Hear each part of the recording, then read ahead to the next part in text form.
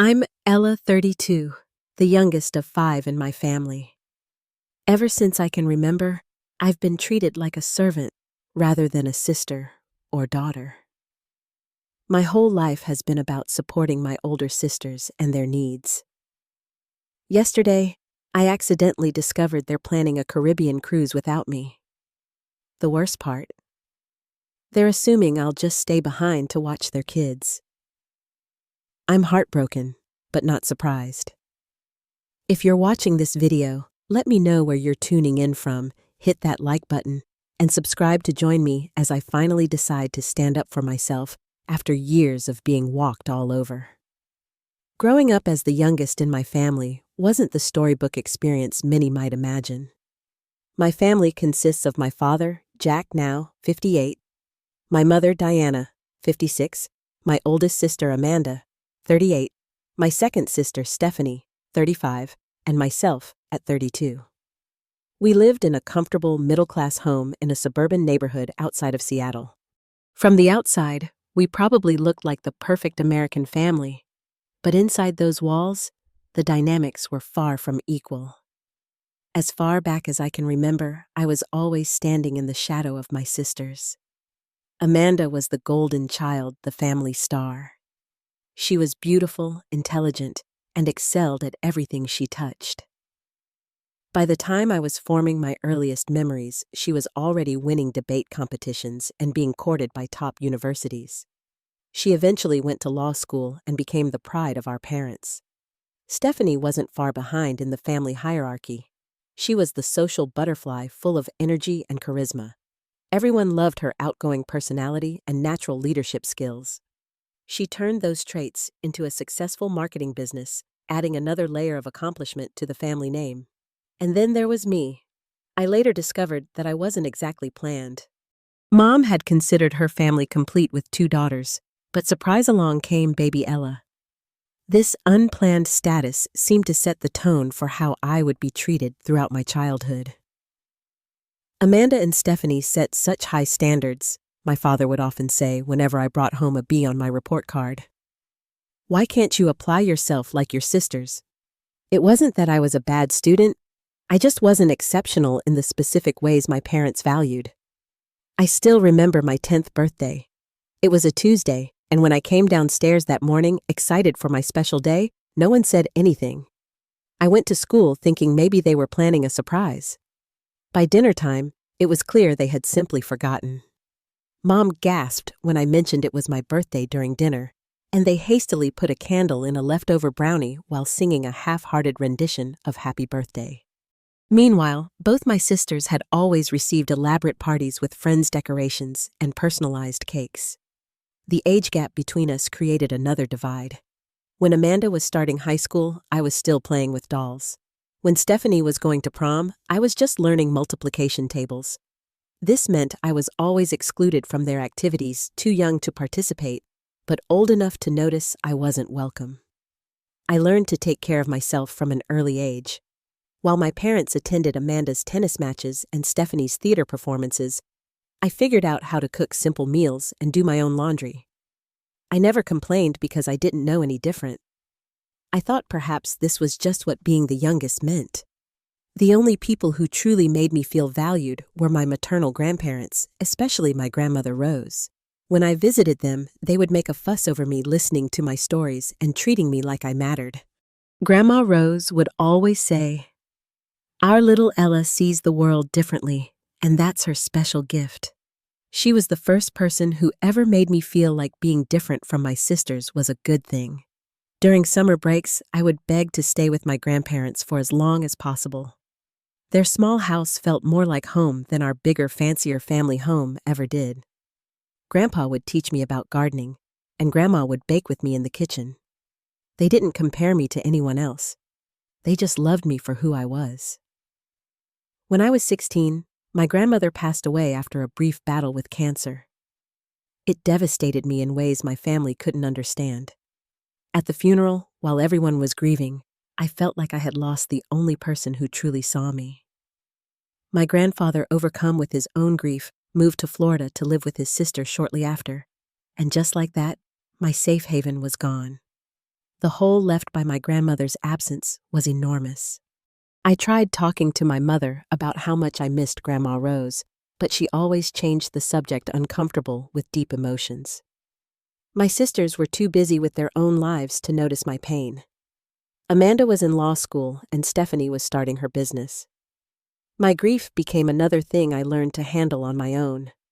By my senior year of high school, I had accepted my place in the family. I didn't expect to be prioritized or celebrated. I focused instead on figuring out who I wanted to be outside of my family's shadow. I developed an interest in art and design, spending hours sketching and creating digital art on the secondhand computer in my room. No one paid much attention to my hobby, which actually gave me the freedom to explore it without pressure or comparison. When it came time for college, there was no question that Amanda and Stephanie would attend prestigious universities with full financial support from our parents. But when my turn came, the conversation was notably different.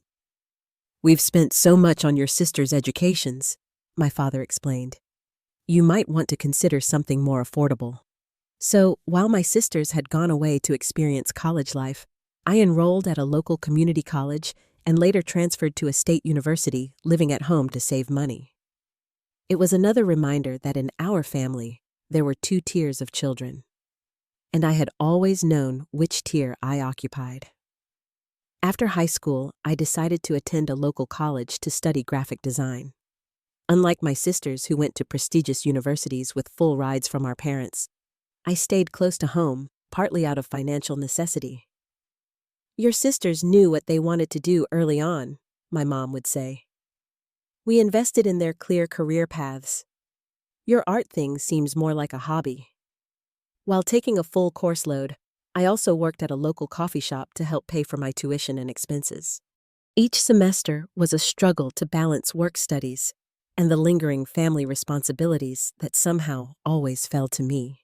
Amanda had received a brand new car for her high school graduation and had her apartment rent paid through law school. Stephanie had her business startup costs covered by our parents. I received congratulations cards and was expected to be grateful for the opportunity to build character through hard work. Despite living on my own in a tiny apartment near campus, I was still expected to come home every Sunday for family dinner. These weren't joyful reunions, but rather opportunities for more work. "Since you're here, Ella, could you help clear out the garage?" Or, "Ella, the guest bathroom needs a deep clean before your aunt visits." Somehow, family time always translated to Ella's chore time. When I was 24, Amanda married her college sweetheart, a successful accountant named David. Their wedding was an extravagant affair that our parents spared no expense for. I was asked to handle the wedding favors, seating arrangements, and various day of coordination tasks rather than simply enjoying the event as a bridesmaid. "You're so good with the details," Amanda said, though what she meant was that I was useful. A year later, Amanda had her first child, Noah. 2 years after that came Lily. Being an aunt was the one bright spot in my complicated family dynamic. I loved those kids fiercely, even when their arrival further cemented my role as the family helper. When Stephanie married Greg, a real estate developer, their wedding was similarly lavish. Once again, I found myself handling behind-the-scenes logistics while trying to maintain a smile for photos. Stephanie's son, Mason, arrived the following year, adding another child I adored, but also another set of expectations on my time. Between the two of them, my sisters had 3 children under the age of 8, and somehow, I had become the default babysitter, emergency contact, and general child wrangling support system. "You're so lucky you don't have all these responsibilities," Amanda would say as she dropped off Noah and Lily at my apartment before a date night. "You have so much freedom." What they called freedom, I recognized as their convenient narrative. The truth was, my life and schedule were not my own. My career as a freelance graphic designer was constantly interrupted by family emergencies that were rarely actual emergencies. "Ella, can you pick up Noah from school? I have an important meeting." "Ella, Mason has a fever, and I can't miss this client presentation. Can you watch him today?" "Ella, we forgot it's teacher planning day. The kids don't have school. They'll be at your place in 20 minutes. My parents reinforced this dynamic at every turn. Your sisters have families to take care of, my father would say. They have real responsibilities. You should be happy to help out since you're still single. The implication was clear until I had my own family. My time and needs were less important. Dating became nearly impossible under these circumstances. I met Tyler, a kind and patient software engineer, at a friend's birthday party. We connected immediately over our shared love of indie films and hiking. For almost 2 years, we tried to build a relationship, but it was constantly disrupted by my family's demands. I had to cancel dates last minute when a sister needed emergency childcare. Weekend trips were interrupted by phone calls about family situations that somehow only I could handle.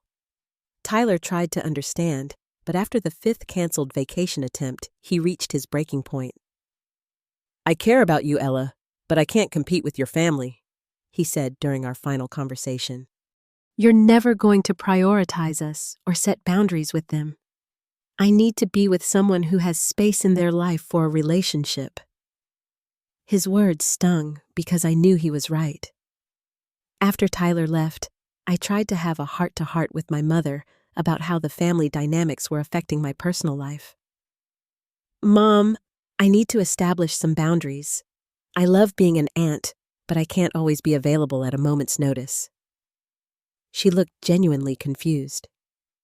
But that's what family does, Ella. We help each other. Your sisters would do the same for you if you needed it. But that was the thing. They never had done the same for me, and I doubted they ever would. When I had pneumonia the previous winter, not one family member had brought me soup or offered to help with anything. I'd had to drag myself to the pharmacy for my own medication. Similar conversations with my sisters went nowhere. Amanda would get defensive. Do you not want to spend time with your niece and nephew? They adore you. Stephanie would guilt trip. I thought you enjoyed being part of Mason's life. I guess I was wrong. I could never win. Expressing my needs was seen as selfish. Requesting respect for my time was interpreted as not caring about the children. Setting boundaries was treated as a personal attack.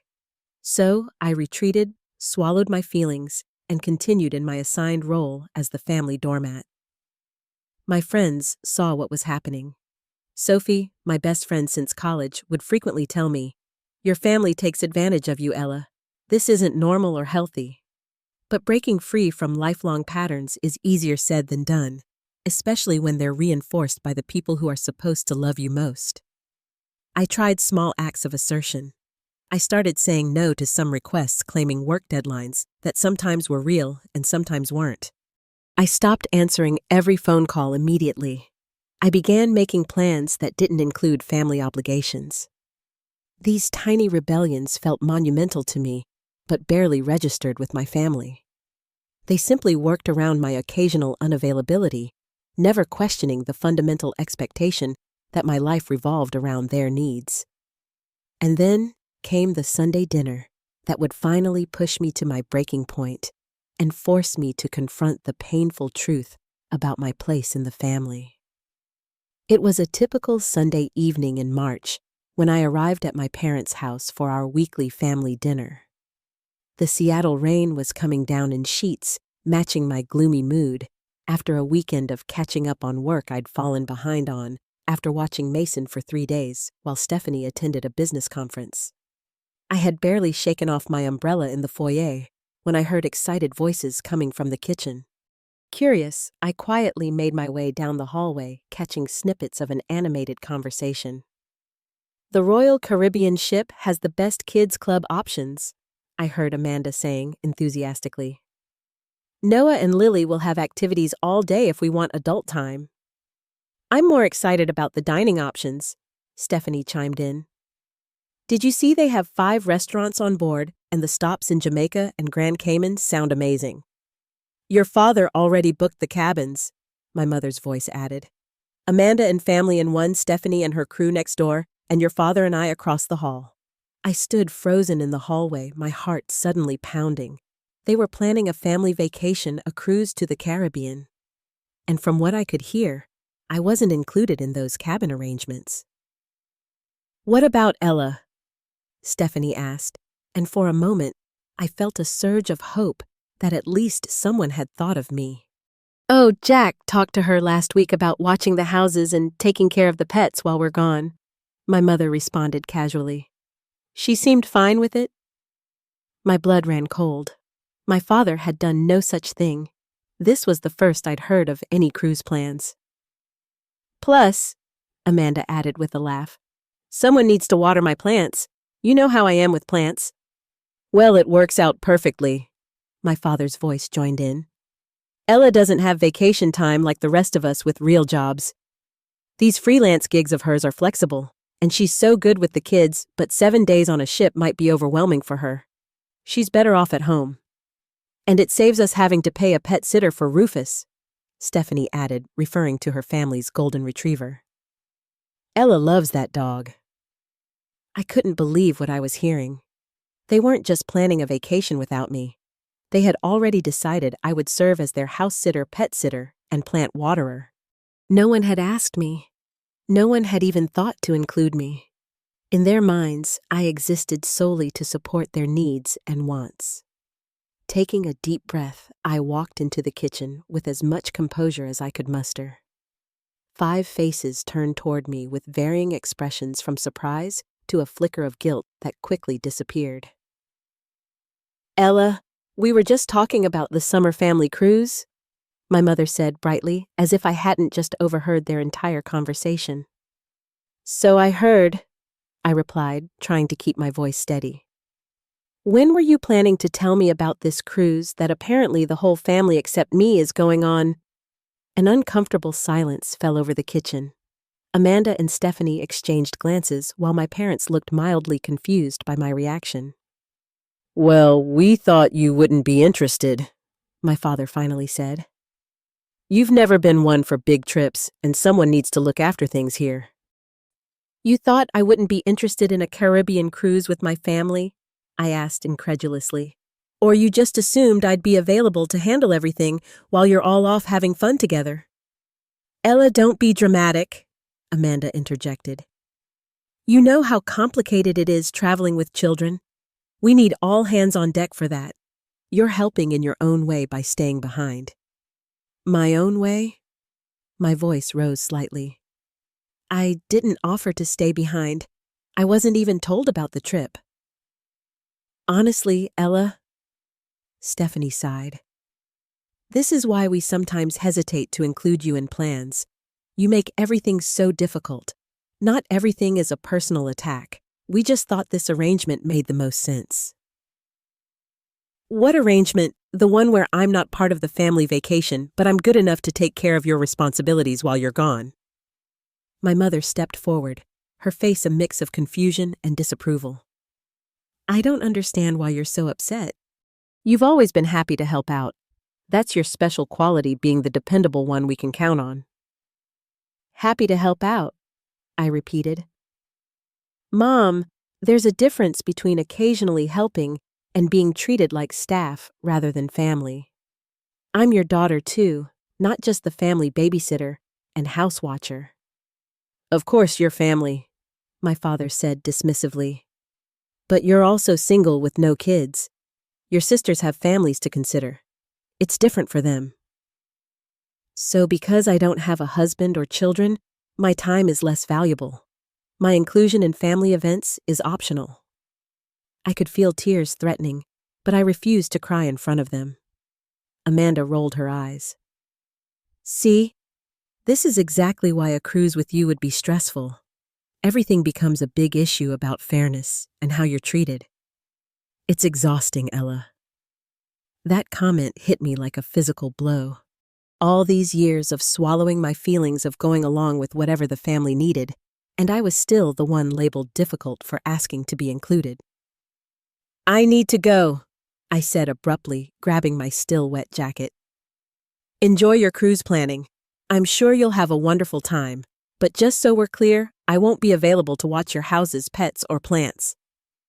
"Ella, don't be childish," my mother called after me. "Family helps family. If you can't do this small thing—" I turned at the door. It's not a small thing, Mom. It's a pattern, and I'm done with it. The drive home was a blur of tears and anger. For the first time in my life, I had stood up to my family, and it felt both terrifying and liberating. My phone buzzed repeatedly with text messages, but I ignored them all until I was safely inside my apartment. Once home, I finally looked at my phone. There were 5 messages from my mother, 3 from Amanda, and 2 from Stephanie. They ranged from guilt-tripping to angry to bewildered. Not one contained an apology or any recognition of why I might be upset. The final message was from my father. "Your mother is very upset. Call her tonight and apologize for making a scene. We can discuss your pet-sitting duties tomorrow when everyone has calmed down." It was as if they hadn't heard a word I said. In their world, my feelings were irrelevant, my time was theirs to command, and my only value was in what services I could provide to the real family members. I turned off my phone and cried myself to sleep. The next few days were a barrage of communication from my family, each message more manipulative than the last. My phone became a source of anxiety as notifications piled up. Amanda was the most persistent, sending detailed text messages about Noah and Lily's schedules, dietary restrictions, and bedtime routines. Noah needs his allergy medicine at 8 a.m. sharp. Lily won't sleep without her special blanket. Make sure you're at their school by 3:15, not 3:20 like last time. She wrote as if my refusal at Sunday dinner had never happened, as if my participation in their plan was a foregone conclusion. When I didn't respond to these messages, she called repeatedly, leaving increasingly irritated voicemails. "Ella, I know you're getting these messages. Stop being childish. We need to go over the kids' schedule for when we're away. Call me back immediately." Stephanie's approach was more emotional. "I can't believe you're being so selfish about this. Mason has been talking about how excited he is to have special time with Aunt Ella. Do you really want to disappoint a 4-year-old? What kind of aunt are you becoming?" Each message was designed to make me question my decision, to make me feel like I was the problem rather than their treatment of me. It was a familiar pattern, but for the first time, I could see it clearly for what it was: emotional manipulation. The most disturbing message came from my father. "Ella, I'm giving you one more chance to reconsider your attitude. The monthly allowance I've been sending you since college could stop at any time. Family helps family. Think carefully about your next move." That small allowance, about $200 a month, had been a financial cushion during lean months when freelance work was slow. I had always seen it as a small gesture of support, especially given how much financial assistance my sisters had received. Now I realized it was just another control mechanism. Overwhelmed by the onslaught, I called the one person who had always seen my family's situation clearly, Sophie. "They're all gaslighting you," Sophie said firmly after I filled her in on the situation. "This is textbook emotional abuse, Ella. They're making you question your reality and your right to be treated with respect." "But what if I am being selfish?" I asked, voicing the doubt that had been planted by their messages. "They're right that I don't have kids or as many responsibilities." "Stop that right now." Sophie's voice was gentle but firm. "Having different life circumstances doesn't make your time or feelings less valuable. A real family includes everyone and considers everyone's feelings. They're using you plain and simple." After talking with Sophie, I decided to research family dynamics and boundary setting. I found an online support group for adult children dealing with dysfunctional family relationships. Reading other people's stories was like looking in a mirror. So many shared experiences of being the family scapegoat or designated helper, always expected to sacrifice their own needs for others. One post particularly resonated with me. "You teach people how to treat you by what you allow. Every time you say yes when you want to say no, you're telling them your boundaries don't matter." I was contemplating this wisdom when my doorbell rang unexpectedly. Through the peephole, I saw Amanda standing in the hallway looking impatient. I hesitated before opening the door, steeling myself for the confrontation.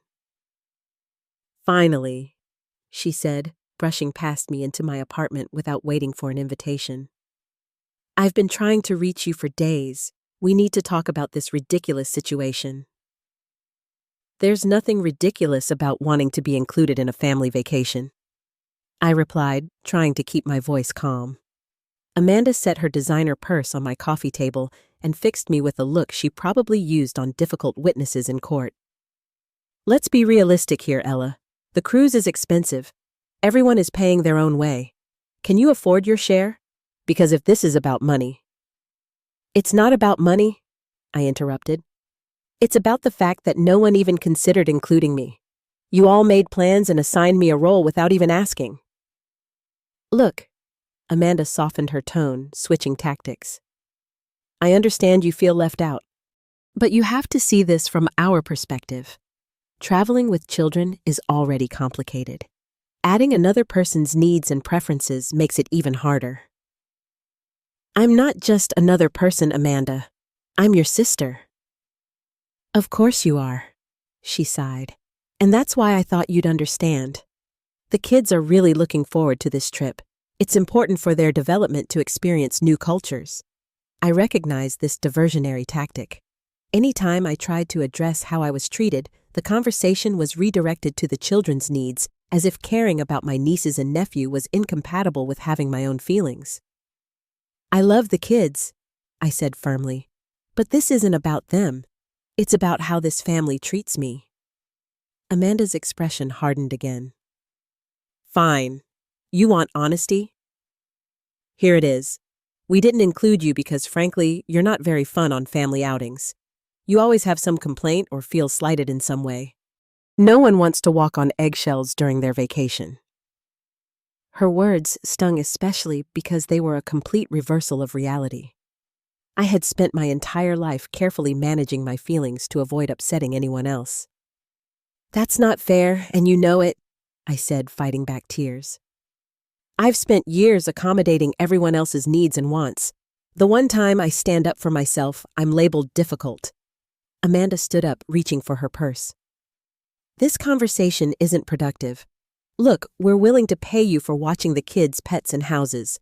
$300 for the week. That's more than fair considering you'll be staying at my house with access to our pool and home theater." I couldn't believe what I was hearing. "You want to pay me to be your house sitter? Like I'm the help?" "Don't be so sensitive. I'm trying to find a solution here." She headed for the door, but turned back with one final statement. "Think about it.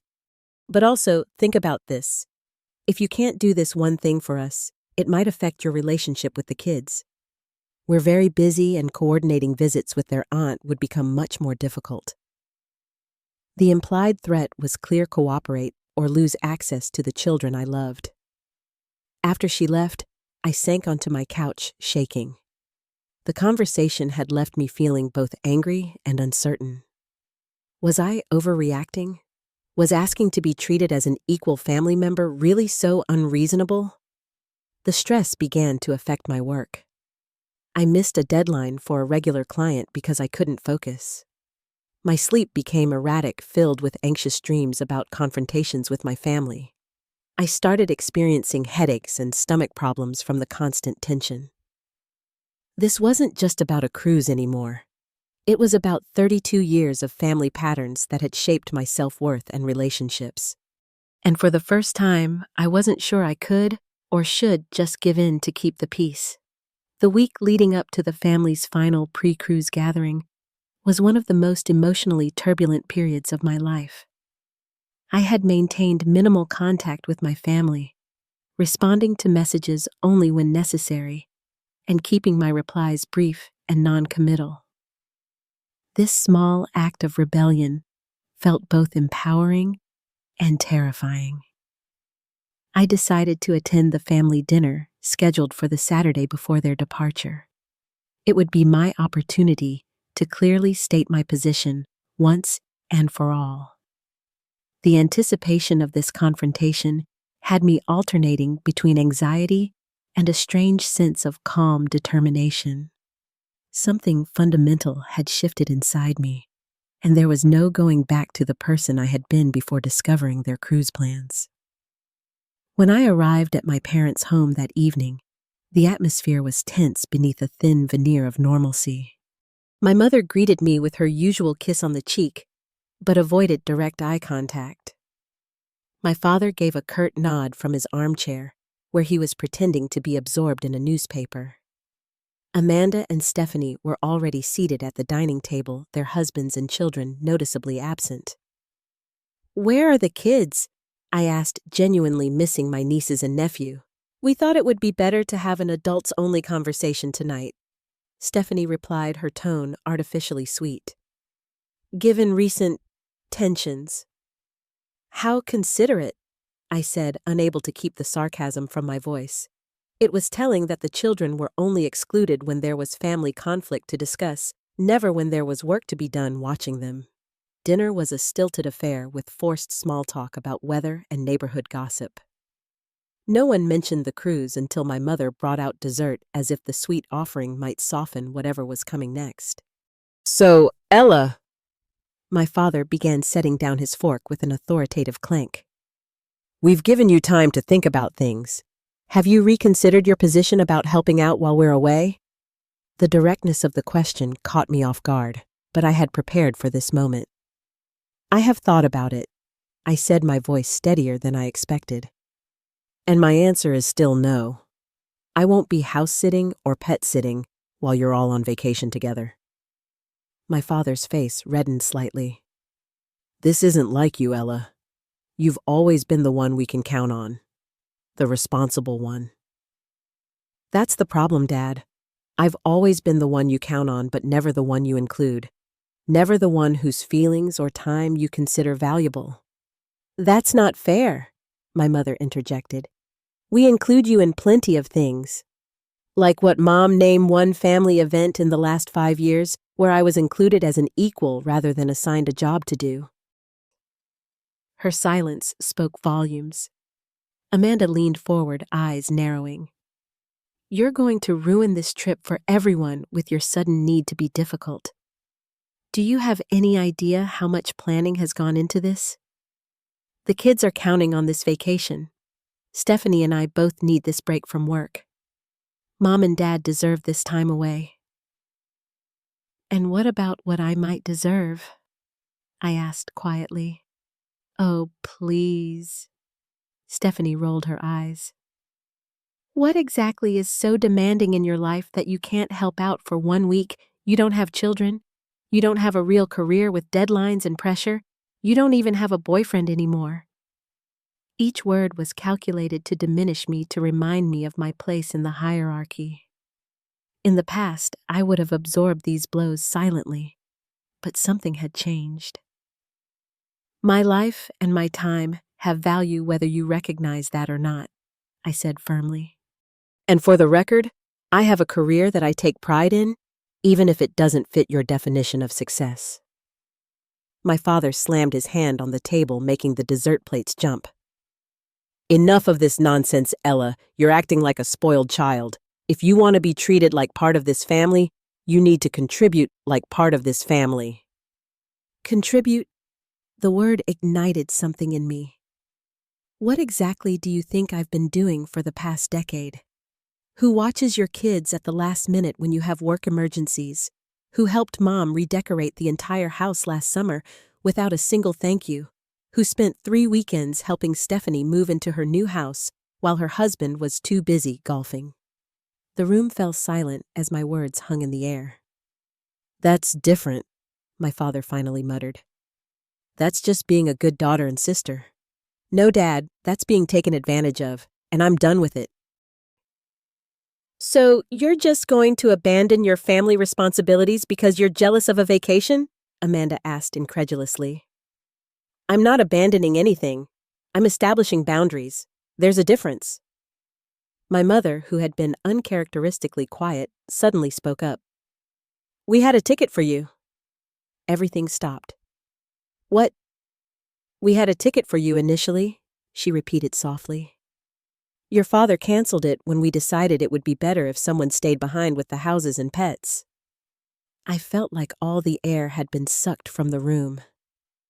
"You had a ticket for me and you canceled it without even asking me." My father shifted uncomfortably. We didn't think you'd really want to go. You've never seemed interested in big family events. Because I'm always working at them, I exclaimed. How would you know what I'm interested in when you've never asked? It was a practical decision, he defended. Someone needed to stay behind, and you were the logical choice. Logical because I'm single, because my time doesn't matter. Amanda let out an exasperated sigh. This isn't the first time we've planned things this way, Ella. Remember Christmas in Aspen 3 years ago and the beach house rental last summer? You stayed behind then too. The casual revelation that this was a pattern that they had excluded me from other family trips without my knowledge hit me with crushing force. You've done this before. Deliberately left me out of family vacations. Stephanie had the grace to look momentarily uncomfortable. It wasn't like that.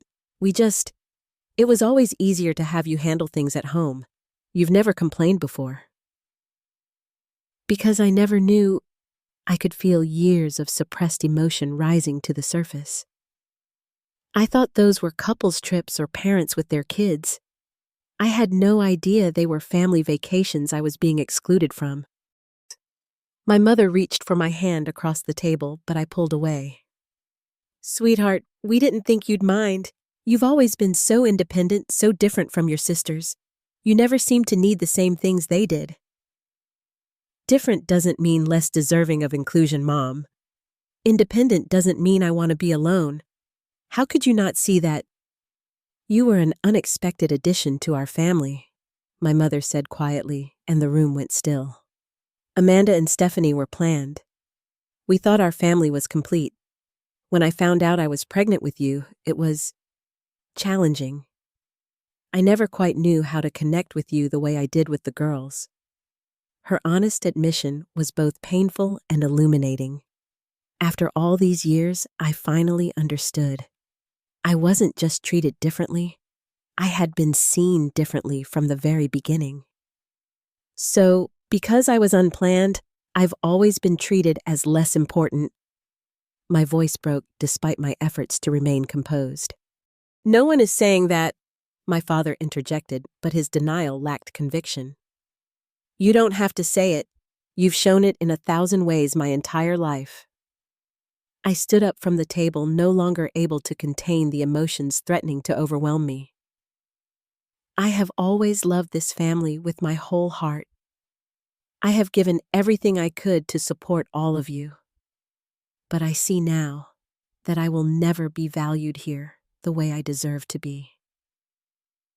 Don't be so dramatic, Ella, Amanda scoffed, but there was uncertainty in her eyes. I'm not being dramatic. For the first time, I'm being honest. You all have taken me for granted for so long that you don't even see it anymore. You don't see me. I walked to the door, turned back one last time to the shocked faces of my family. Enjoy your cruise. I hope the time away gives you all a chance to think about the kind of family you want to be, and whether that family includes me as an equal member or just as convenient help.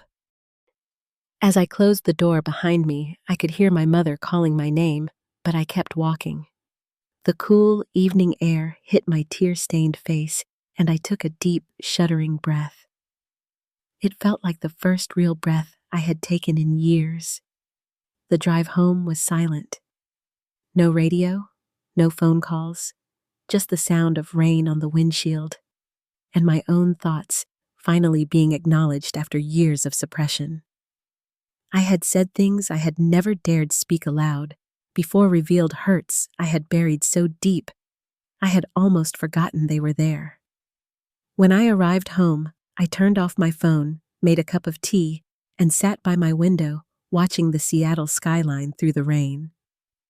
For the first time in my adult life, I had chosen myself over the expectations and demands of my family. It was terrifying and liberating in equal measure. I had no idea what would happen next, or if there was any way to rebuild these relationships on healthier terms. All I knew was that I couldn't go back to being the person they had trained me to be, the doormat, always ready to be walked over. Whatever came next, I would face it standing on my own 2 feet. In the emotional aftermath of the confrontation with my family, I felt both liberated and terrified. My phone remained switched off for 2 full days as I processed the enormity of what had happened. When I finally turned it back on, I was greeted with dozens of missed calls and messages ranging from angry accusations to guilt-inducing pleas. I realized I needed professional help to navigate this seismic shift in my family dynamics. After researching therapists who specialized in family relationships, I made an appointment with Dr. Jessica Lynn, a psychologist with experience in family systems therapy. Our first session was emotional but revelatory. "What you're describing is a classic family role assignment," Dr. Lynn explained. "In many dysfunctional family systems, children are assigned implicit roles. Based on what you've shared, you are cast as the caretaker or family sacrifice." "But why me?" I asked, dabbing at tears with the tissue. Why was I the one who got this role? Often it has to do with birth order parental expectations and family needs at the time you were growing up. Your mother's admission that you were unplanned likely played a significant role. Sometimes, parents unconsciously assign roles to children based on their own unresolved issues. As we talked, Dr. Lynn helped me see that my family's treatment wasn't something I had earned or deserved. It was a dynamic that had been established long before I had any say in the matter. This understanding was profoundly healing, but also raised an important question. "What do I do now?" I asked. "They're leaving for their cruise in 3 days. Part of me feels like I should just apologize and go back to the way things were for the sake of peace." Dr. Lynn regarded me thoughtfully. "That's one option. But consider this. What message would that send to both your family and yourself? Would returning to old patterns actually create genuine peace, or just the illusion of it at the cost of your well-being?" Her question resonated deeply. For years, I had confused the absence of conflict with peace, when in reality, I had just been suppressing my own needs and feelings. "I think I need to do something completely different," I said slowly, an idea forming. "Something just for me." That evening, sitting at my computer with a newfound sense of purpose, I made an impulsive but decisive choice. I booked a solo trip to Sedona, Arizona, scheduled for the exact same week as my family's cruise. I had always wanted to visit the red rock formations and spiritual vortexes of Sedona, especially after my grandmother Rose had told me stories about wanting to go there herself, but never getting the chance. The moment I confirmed the booking, I felt a surge of both excitement and anxiety. I had never traveled alone before. All my previous trips had been with family, where I inevitably ended up handling logistics, or with Tyler, who had been experienced with travel. This would be completely new territory. The next few weeks were a whirlwind of preparation. I threw myself into completing pending design projects to create financial cushion and free up my schedule. I read books on establishing healthy boundaries and joined online communities for solo female travelers. Each step I took toward independence strengthened my resolve.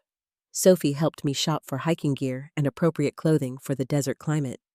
"I'm so proud of you," she said as we tried on sun hats in an outdoor equipment store. "This is the Ella I've always known was in there." Not surprisingly, my family's reaction to my travel plans was less supportive. My mother was the first to call after I posted about my upcoming trip on social media. "Sedona, by yourself." Her voice carried equal parts concern and disapproval. "Ella, that's not safe. Why would you do something so reckless just to prove a point?" "I'm not proving a point, Mom. I'm taking a vacation I've always wanted to take. Thousands of women travel solo every day. It's hardly reckless." "But the timing, Ella. You know exactly what you're doing. The family is very hurt by your behavior." It was telling that she referred to the family as if I wasn't part of it. "I'm hurt too, Mom.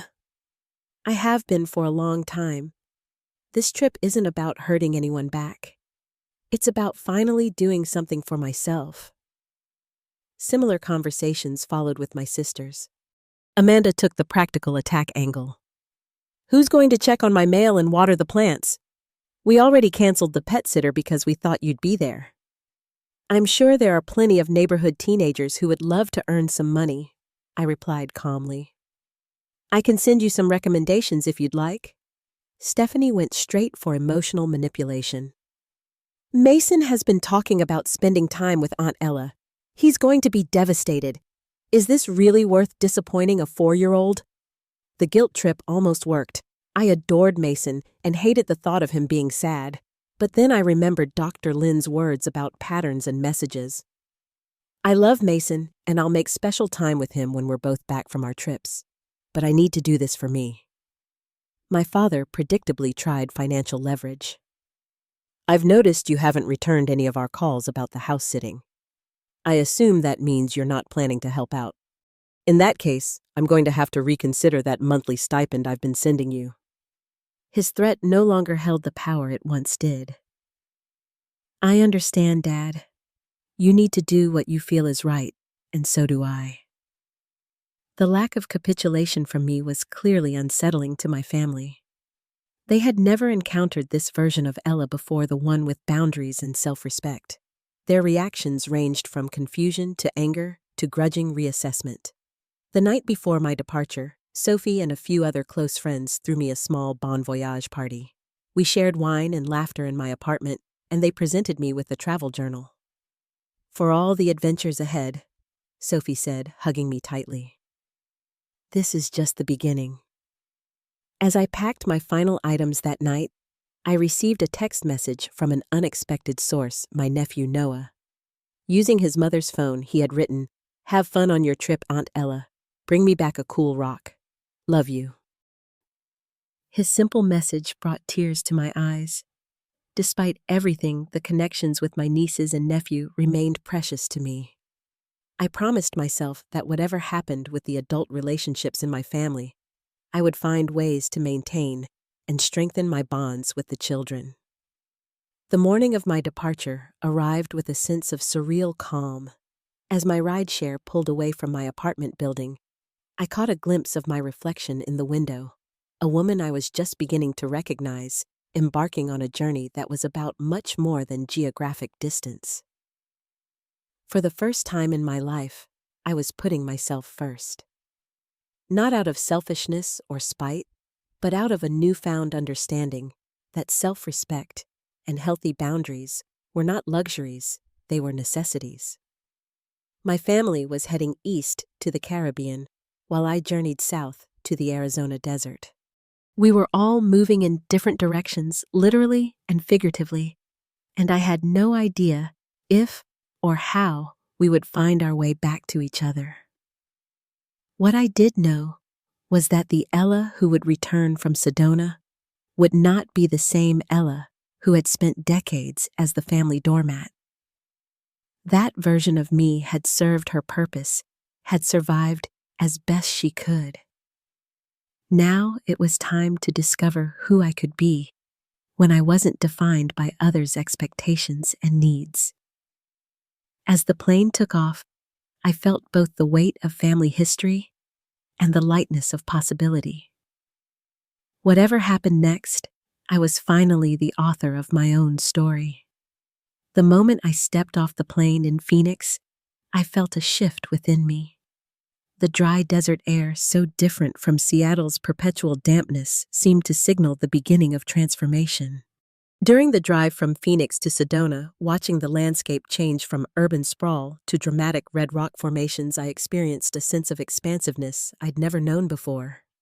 My accommodation was a small rustic cabin on the outskirts of town, with a private patio that offered a breathtaking view of Cathedral Rock. It was simple, but perfect, a place that was entirely mine for the week, with no one's needs to attend to but my own.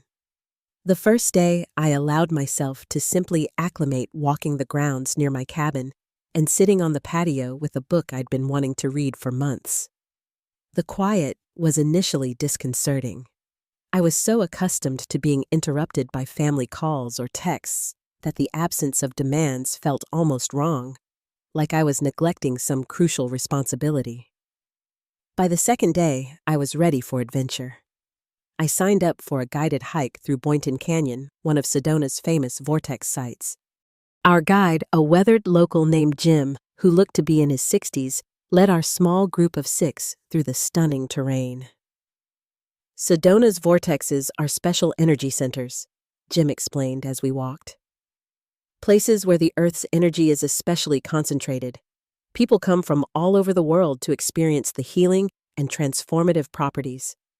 I wasn't sure if I believed in energy vortexes, but as we reached a particular outcropping of rock, I felt something undeniable, a sense of peace and clarity I couldn't remember experiencing before. Sitting on a sun-warmed rock, looking out at the vast landscape, I thought about my grandmother Rose and how she would have loved this place. My grandmother always wanted to see Sedona, I shared with Jim as the rest of the group wandered ahead. She used to collect books about the Southwest and show me the pictures of the red rocks. "Then she's here with you now," Jim said simply. "The people we carry in our hearts never really leave us." His words brought unexpected tears to my eyes. For so long, I'd been carrying the weight of my family's expectations and disappointments, but I'd also been carrying my grandmother's unconditional love and belief in me. Somehow, in the vastness of the desert, that second legacy began to feel stronger. The third day brought a surprising encounter. I had signed up for a photography workshop, hoping to improve my skills for my design work. One of the other participants was a tall, bearded man named Morgan, who had a quiet intensity and an artist's eye for composition. During a break, we got to talking, and I learned he was a professional wildlife photographer from Colorado who came to Sedona regularly for its unique light and landscapes. "What brings you to Sedona?" he asked as we set up our tripods for the sunset shoot. I hesitated, unsure how much to share with a stranger. But something about the openness of the landscape made me feel I could be equally open. I gave him a condensed version of my family situation and the cruise they were currently enjoying without me. Instead of the awkward sympathy I expected, Morgan nodded with understanding. Family dynamics can be brutal. I didn't speak to my brother for 5 years because of how he and my parents treated me after my divorce. Sometimes, distance is the only way to gain perspective. His matter-of-fact acceptance was refreshing. No judgment, no quick reassurances that family is everything, or that I should forgive and forget. Just recognition that relationships could be complicated and painful, and that my feelings were valid. We ended up having dinner together that evening, continuing our conversation about family's boundaries and the challenge of being true to oneself while maintaining connections with others. Morgan shared his own journey of establishing healthier relationships with his family after years of distance. The hardest part was accepting that they might never fully understand or validate my experience, he said. But I had to decide, was I going to keep trying to win approval I might never get, or was I going to live authentically regardless? His question resonated deeply with me. How much of my life had been spent seeking approval and validation from a family that might fundamentally be incapable of providing it in the way I needed? The middle of the week brought the most physically challenging adventure, a day trip to the Grand Canyon. I joined a small tour group for the 2-hour drive north from Sedona. As our van wound through the changing landscape, I recalled my grandmother's stories about seeing the Grand Canyon as a young woman and how it had left her speechless. Nothing could have prepared me for that first glimpse of the vast chasm. The immensity of it, the layers of color stretching to the horizon, the sheer depth that made me instinctively step back from the viewpoint railing. It was overwhelming in the best possible way. Standing there, I felt simultaneously tiny and significant. In the face of such natural grandeur, my family drama seemed smaller, less defining. Yet at the same time, I felt a profound sense of my own worth and place in the world. I belonged here, witnessing this wonder, having this experience that was entirely my own. I took dozens of photos, knowing that none would truly capture what I was seeing and feeling. One of our tour companions, an older woman named Ruth, who was traveling solo after her husband's passing, noticed my camera and offered to take a picture of me at the viewpoint. "Make sure you're in some of the photos," she advised. "Years from now, you'll want to remember that you were here, not just what you saw." The simple wisdom of her words struck me. How often had I been the one behind the camera at family events, documenting others' experiences, rather than being present in my own? Ruth's suggestion felt symbolic of the larger shift happening within me, a movement from observer to participant in my own life. Back in Sedona, I continued to explore hiking different trails each day and treating myself to meals at local restaurants. I struck up conversations with other travelers and locals, surprised by how easily I connected with strangers when I wasn't defined by my family role. One evening, I joined a small group stargazing tour led by an astronomer who set up a powerful telescope in a dark area outside town. Looking at the rings of Saturn and the craters of the moon, I experienced that same sense of perspective the Grand Canyon had provided. My problems were not erased, but they were contextualized within something larger. Throughout the week, I posted photos of my adventures on social media, not to make my family jealous, but to document this journey for myself. The response was unexpected. Friends I hadn't heard from in years commented with encouragement and support. My niece Lily, using her father's account, left heart emojis on every photo. Most surprising was a brief message from my mother. "The landscapes are beautiful. Your grandmother would have loved seeing these pictures." It was the first communication from my family that didn't contain criticism demands or guilt trips. Just a simple acknowledgement of something that mattered to me. It wasn't an apology or a resolution, but it felt like a tiny opening, a small crack in the fortress of familial expectations. By the final day of my trip, I had hiked miles of red rock trails, meditated at energy vortexes, photographed breathtaking landscapes, and connected with people who saw me as I was in the present, not as I had always been defined. I had proven to myself that I could navigate the world independently, make decisions based on my own desires, and find joy outside the narrow confines of my family role. As I packed my bags for the return to Seattle, I realized I was bringing back more than souvenirs and photographs. I was carrying a newfound sense of self-boundaries that weren't up for negotiation, and the understanding that loving my family didn't have to mean sacrificing myself. I didn't know exactly what awaited me back home or how my relationships might evolve. But for the first time, I wasn't dreading the uncertainty. I was embracing it as the necessary space in which new patterns could emerge. The Ella boarding the plane to Seattle was not the same Ella who had arrived a week earlier. She stood taller, smiled more easily, and carried within her the vast landscapes she had witnessed, reminders that there was always more horizon to explore, always more room to grow into herself.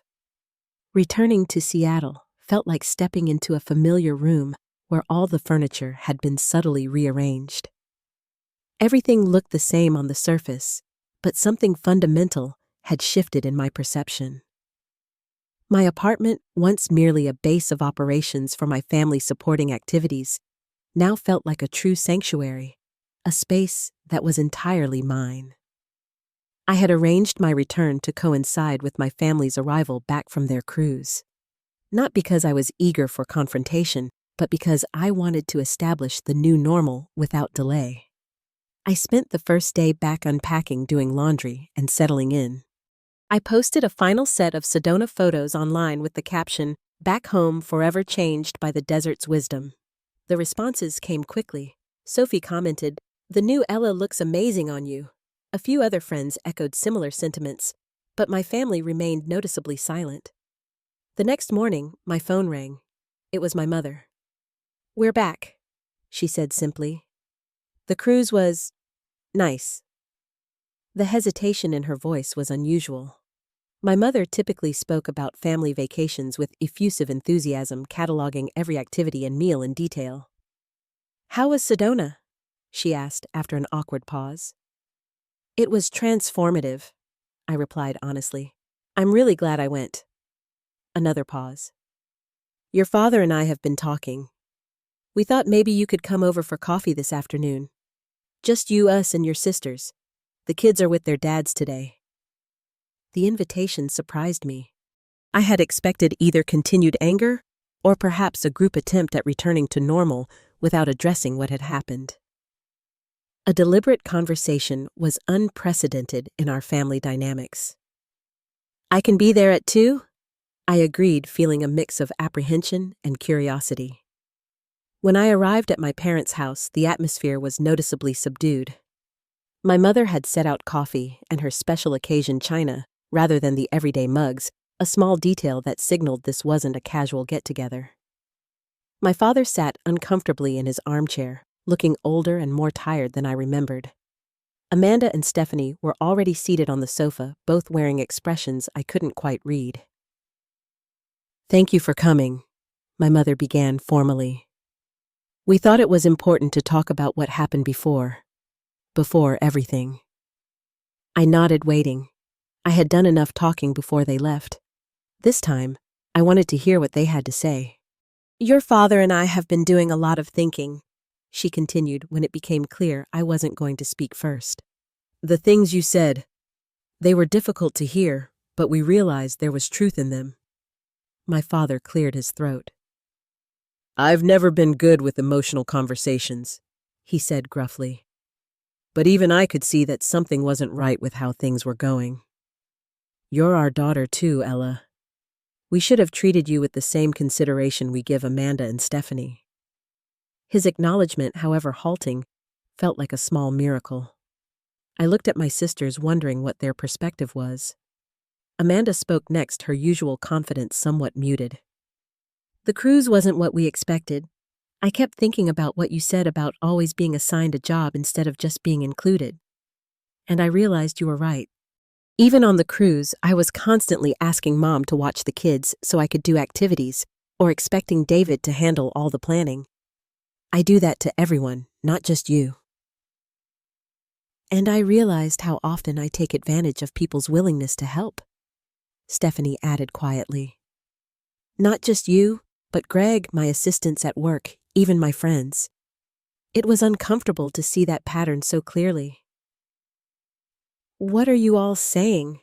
I asked, not wanting to assume or jump to conclusions. We're saying we're sorry, my mother answered. We can't change the past or undo the patterns that hurt you, but we can acknowledge them and try to do better going forward. I felt tears building, but held them back. I appreciate that. It means a lot to hear you say these things, but I need you to understand that things can't just go back to the way they were. What do you want then? My father asked, his tone genuinely inquiring rather than defensive. It was a question I had given a lot of thought to during my solo hikes in Sedona. I want to be treated as an equal member of this family. I want my time and feelings to be valued the same as everyone else's. I want to be included in family plans from the beginning, not as an afterthought or a convenience. That sounds reasonable. My mother nodded. But what does that look like in practice? It means asking rather than assuming I'll babysit or help with something. It means considering my schedule and preferences when making family plans. It means not treating me as less important because I'm single or have a different career path. My father looked uncomfortable but nodded. We can work on that. I have something specific to ask. I continued, drawing on the courage I had found in the desert. I'd like to establish a regular time to spend with each of the kids on my terms. Not as emergency childcare or a favor to you, but because I love them and want a relationship with them that isn't defined by helping you out. Amanda and Stephanie exchanged glances, then both nodded. Noah would love that, Amanda said. He keeps talking about the cool rock you promised him from Arizona. I smiled, reaching into my bag. I didn't forget. I pulled out 3 small packages, each containing a special stone I had selected for each child. There's one for Lily and Mason, too. The small gesture seemed to break some of the remaining tension. We talked for another hour, sometimes awkwardly, sometimes with flashes of genuine connection. There were no dramatic revelations or tearful group hugs like in a movie. Just small steps toward a new understanding, a tentative remapping of old relationships. As I was leaving, my mother walked me to the door. I meant what I said about your grandmother. She would have loved your photos from Sedona. She always saw something in you that I think I missed, a kind of strength and independence. Her words touched me deeply. I felt her with me there, I admitted, like I was finally doing something she had always wanted for me. In the weeks that followed, the changes in my family were subtle but meaningful. My sisters actually called before asking for favors and sometimes just to chat without wanting anything. My father sent his monthly contribution with a note saying it was because he was proud of my work, not as payment for services. My mother invited me to lunch, just the 2 of us, something that had rarely happened before. The most significant change was in how I spent time with my nieces and nephew. True to my word, I established regular adventures with Aunt Ella, where I would take them to museums, parks, or even just for ice cream. These outings were on my schedule, planned in advance, and focused on building our relationship rather than giving their parents a break. My personal life began to flourish as well. The confidence I had discovered in Sedona carried over into my work, leading me to pursue larger clients and more challenging projects. I joined a hiking group to continue the outdoor exploration I had enjoyed so much in Arizona, and I stayed in touch with Morgan, the photographer I had met, our initial connection deepening through regular video calls and shared photos of our respective adventures. 2 months after my return, Morgan mentioned he would be in Seattle for a photography conference. "Would you like to meet for dinner? I'd love to see you again," he said during one of our calls. Our dinner turned into a weekend of showing him around my favorite Seattle spots, laughing easily together and sharing more of our stories. Unlike previous relationships where I had always been ready to drop everything for family demands, I maintained my boundaries, making it clear that while my family was important to me, so was my own life and happiness. One evening, as Morgan and I watched the sunset from Cary Park, overlooking the Seattle skyline, he asked, "Would you ever consider visiting Colorado? The mountains there have a different kind of magic than your desert, but I think you'd appreciate it." The question held potential for something more than friendship, but there was no pressure in it. Just an invitation to continue exploring both the world and our connection. "I'd like that," I replied, feeling a sense of openness to possibilities I had never allowed myself before. I'm learning that new landscapes have a lot to teach me. 6 months after the cruise that wasn't my family gathered for Thanksgiving, the dynamics were different, not perfect, but improved. When Amanda mentioned they were thinking about a family trip to Yellowstone the following summer, she looked directly at me. "We'd love for you to come, Ella." From the planning stages this time, not as an afterthought. The invitation was a small victory, a sign that real change was possible. "I'd like that," I said, echoing my response to Morgan. "As long as no one expects me to be the designated sandwich maker for every hike." Everyone laughed, the tension of old patterns acknowledged, but being actively reshaped. Later that evening, as we were cleaning up, my mother handed me a small package. Inside was a beautiful journal with red rocks on the cover, reminiscent of Sedona. "For your next adventure," she said simply, "wherever that might be." The journal symbolized something profound: recognition of my independence and a blessing for my journey forward, whether that journey included them or took me in new directions. Standing in my childhood kitchen, so different from the vast desert landscapes where I had found myself, I realized that the most important boundary I had established wasn't with my family at all. It was within myself, the firm, unshakable knowledge that my worth wasn't determined by what I did for others, but by who I was and the life I chose to create. That night, back in my apartment, I opened the new journal and wrote on the first page, "The journey continues." Because that was the truth I had discovered in the red rocks of Sedona and brought home to the gray skies of Seattle. Life wasn't about arriving at some perfect resolution of family dynamics or personal identity. It was about continuing to grow, to explore, to establish and maintain healthy boundaries, and to remain open to new connections and experiences. I had gone from being a doormat to standing firmly on my own 2 feet. And while the ground beneath me might sometimes shift or present new challenges, I now knew I had the strength to navigate whatever terrain lay ahead. Have you ever had to make a difficult decision to establish boundaries with family members? I'd love to hear your experiences in the comments below. If this story resonated with you, please like, subscribe, and share it with someone who might need to hear that it's okay to prioritize their own well-being. Thank you for joining me on this journey of self-discovery and healing.